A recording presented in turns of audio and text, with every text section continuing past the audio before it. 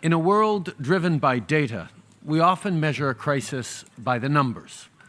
17 million hectares burned in wildfires this summer in Canada. Global temperatures up by 1.25 degrees as of last month. Arctic sea ice down by over 30%. We are definitely in a climate crisis. Of course, our citizens don't need numbers to know it. Climate policy is economic policy.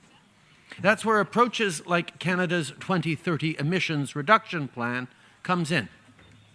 This plan goes sector by sector, laying out exactly how we will cut our emissions by at least 40% by the year 2030 and reach net zero no later than 2050. And as we move forward, we will continue to increase our ambition at every level.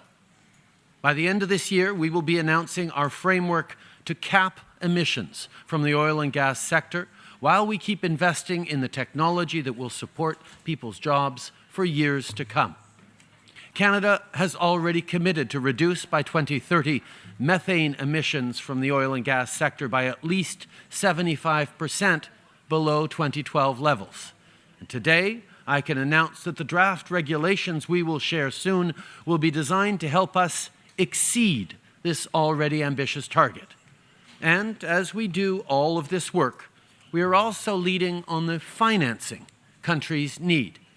I can confirm today that Canada will allocate an additional $700 million in special drawing rights, valued at $1.3 billion, to the Poverty Reduction and Growth Trust, building on our leadership within the G7.